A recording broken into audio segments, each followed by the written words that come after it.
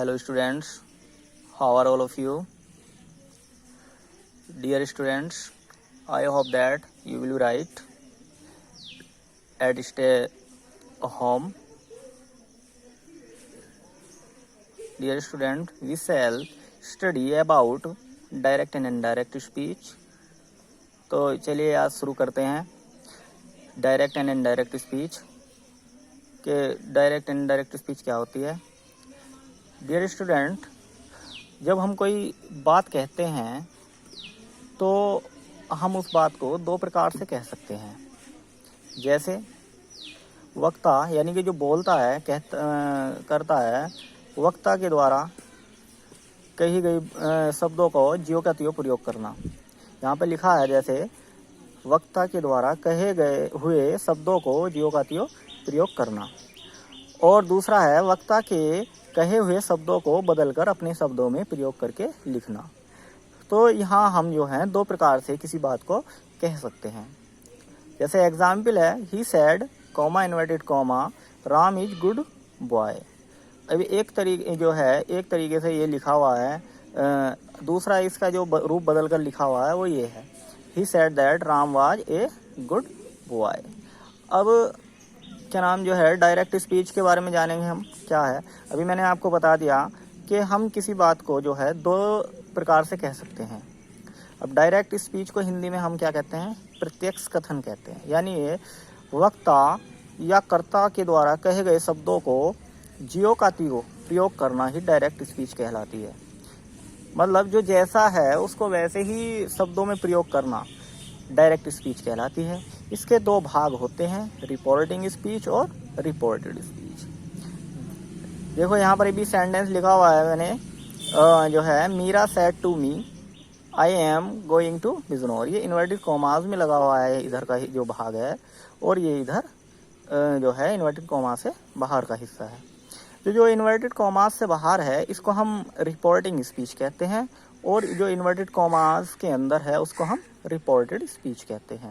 देखो यहाँ पर मैंने लिखा भी है कि जो भाग इन्वर्टेड कॉमास किस तरीके से लगे होते हैं, ये लगे हुए हैं के अंदर होता है उसे रिपोर्टेड स्पीच कहते हैं, तथा जो भाग इन्वर्टेड कॉमास के बाहर होता है उसे रिपोर्टिंग स्पीच कहते हैं। अब जैसे इसमें देखिएगा यहाँ पर लिखा हुआ है सैड टू, तो सैड टू को क्या कहते हैं हम यहाँ रिपोर्टिंग वर्ब कहते हैं। मीरा है, मीरा क्या होता है सब्जेक्ट है या रिपोर्टर कहते हैं। और जो मी है यहाँ पर इसको क्या कहते हैं ऑब्जेक्ट कहते हैं, आई का ऑब्जेक्ट है ये।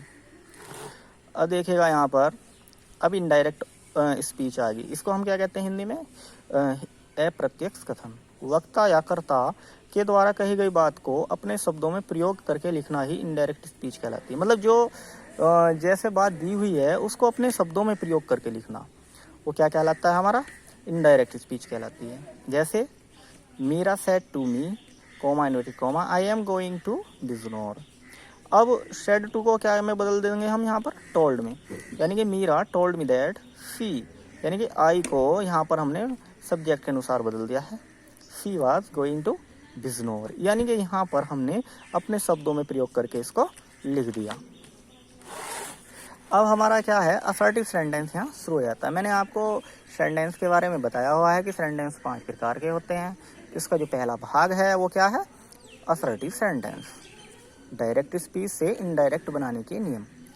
अब रिपोर्टिंग वर्ब को किस प्रकार बदलते हैं वो यहाँ पर लिखा हुआ है।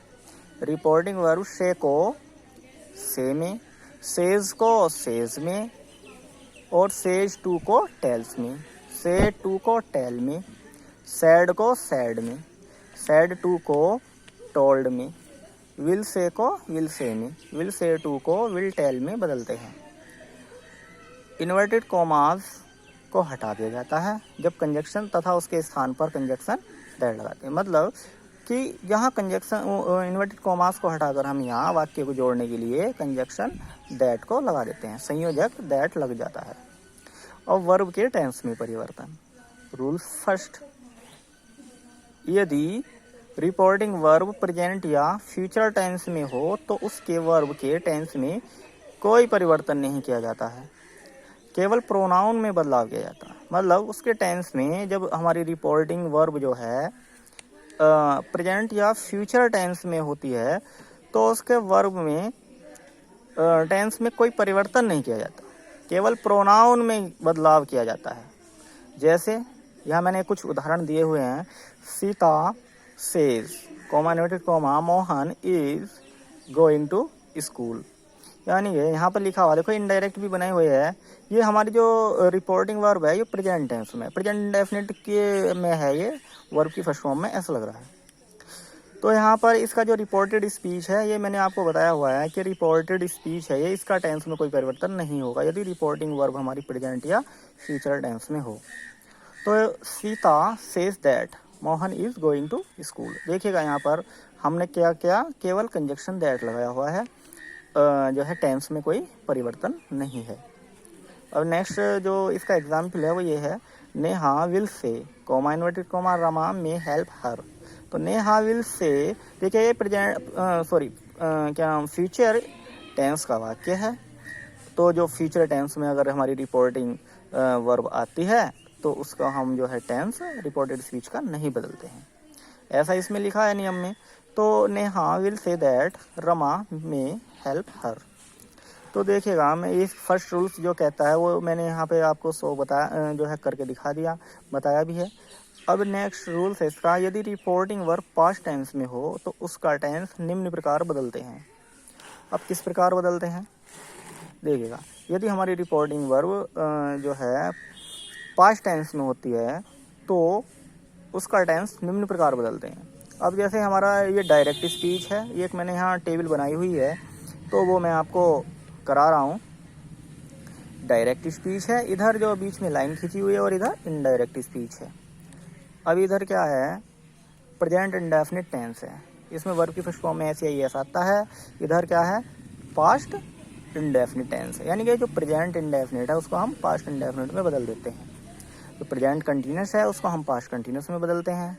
प्रेजेंट परफेक्ट को पास्ट परफेक्ट में बदलते हैं। प्रेजेंट परफेक्ट कंटिन्यूस को पास्ट परफेक्ट कंटिन्यूस टेंस में बदल देते हैं। यहाँ पर मैंने सुविधा के लिए हेल्पिंग वर्ब भी लिखी हुई है, अगर ऐसे पता ना चले आपको स्टूडेंट्स तो हेल्पिंग वर्ब के जरिए से आप इसको कर सकते हैं।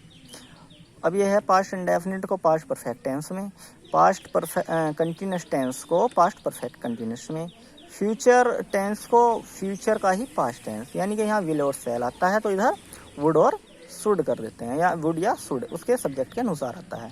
अब मॉडल एक्सिलरीज वर्ब में परिवर्तन कैसे होता है, विल शैल कैन, ये विल और शैल तो मैंने दिया हुआ है यहाँ पर। अब है कैन और मी, तो यहाँ पर है कुड और माइट, इसको हम कैन को कुड में और मे को माइट में बदल देते हैं। अब यहाँ पर नोट भी लिखा हुआ है, कुछ देखिए क्या लिखा हुआ है, पास्ट परफेक्ट तथा पास्ट परफेक्ट कंटिन्यूस में कोई परिवर्तन नहीं होता है। मतलब जो पास्ट परफेक्ट टेंस है और पास्ट परफेक्ट कंटिन्यूस टेंस है उसकी जो हेल्पिंग वर्ब है जो भी है उसका, वो उसमें कोई परिवर्तन नहीं होगा, जैसी है उसका टेंस वैसे ही रहेगा। यदि रिपोर्टिंग वर्ब में पास्ट टेंस में है और रिपोर्टेड स्पीच में should would could might must out का प्रयोग होता है तो इनडायरेक्ट स्पीच बनाते समय इसमें कोई परिवर्तन नहीं होता। मतलब रिपोर्टेड स्पीच में आपका शुड और वुड और कुड माइट मस्ट आउट आ जाता है तो जो है कोई परिवर्तन नहीं होता इसमें। इन्फिनेटिव को भी नहीं बदलते हैं, जो इन्फिनेटिव होते हैं उनको भी हम नहीं बदलते हैं। अब एक इसका नेक्स्ट रूल्स है, क्या है, यदि किसी रिपोर्टेड स्पीच में कोई सदा सत्य रहने वाली बात आ जाए, सार्वभौमिक तथ्य आ जाए, ऐतिहासिक तथ्य आ जाए तो इसके टेंस में कोई परिवर्तन नहीं होता, मतलब उसका रिपोर्टेड स्पीच को हम नहीं बदलते हैं। जैसे सदैव सत्य रहने वाले, अब एग्जाम्पल देख लेते हैं हम। The teacher said to us 2 and 2 make 4, 2 और 2 4 होते हैं। अध्यापक ने हमसे कहा 2 और 2 4 होते हैं, तो ये सदा सत्य रहने वाली बात है। The teacher told us that 2 and 2 make 4, तो इसमें क्या हो गया, कंजक्शन हमारा केवल दैट लग गया और यहाँ सेड टू की जगह हमने टोल्ड कर दिया, जो हमारा पीछे नियम में लिखा हुआ है कि रिपोर्टिंग वर्ब को हम कैसे बदलते हैं। He said to me the sun rises in the east, ये क्या है, एक सार्वभौमिक तथ्य है, देखिएगा सदा सत्य रहने वाली बात है, यूनिवर्सल ट्रूथ है। The sun rises in the east, यानी कि सूरज पूरब में निकलता है। तो आप जानते हैं सभी सूर्य पूरब में ही निकलता है और जो है पश्चिम से या उत्तर दिशा से नहीं निकलता। तो ये जो है सदा सत्य रहने वाली बात है, सार्वभौमिक एक तथ्य है। तो आई होप आप समझ गए होंगे कि इस रूल्स को भी। अब एक जो इसका आगे नेक्स्ट है टॉपिक, वो है सर्वनाम में परिवर्तन। सर्वनाम को 3 प्रकार से बदलते हैं। इसके लिए विद्यार्थियों को सन शब्द, यानी कि आप लोगों को सन शब्द का याद रखना चाहिए, सन शब्द को। अब मैं आपको समझाऊंगा कि सन क्या होता है। जैसे ये लिखा एस, सन का एस ये है, ओ ये है और एन ये है, तो ये हो गया सन, यानी कि सब्जेक्ट। एस मीन्स सब्जेक्ट के अनुसार किसको बदलते हैं हम, फर्स्ट पर्सन को बदलते हैं। मतलब फर्स्ट पर्सन क्या होते हैं, आई और वी होते हैं। और ऑब्जेक्ट के अनुसार, ओ, इसका सन का जो ओ है वो ऑब्जेक्ट है, इसके अनुसार सेकंड पर्सन, ये क्या होता है सेकंड पर्सन, है ना। यू को बदलते हैं, क्या होता है यू सेकंड पर्सन होता है, ऑब्जेक्ट के अनुसार बदला जाता है। अब नो चेंज, एन जो इसका सन का एन है वो नो, यानी कि इससे बना हो, ये नो चेंज, यानी कि इसमें कोई परिवर्तन नहीं होता। कौन से होते हैं ये, थर्ड पर्सन। कौन कौन से, ही, सी, इट और दे में कोई परिवर्तन नहीं करते हैं।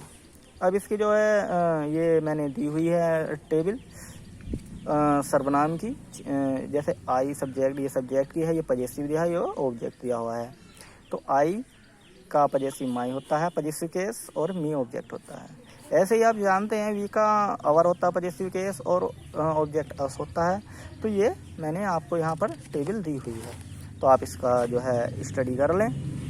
अब ये आपकी एक्सरसाइज आ गई है, तो आई होप आपको जो है मैंने आपको जो समझाया है डायरेक्ट एंड इनडायरेक्ट स्पीच आपको समझ में आ गया होगा बहुत अच्छे ढंग से। नेक्स्ट वीडियो में हम इसके एग्जाम्पल और आपको समझा देंगे जो है। तो जो है नेक्स्ट वीडियो में आपसे मिलते हैं। आज की वीडियो में इतना ही, धन्यवाद।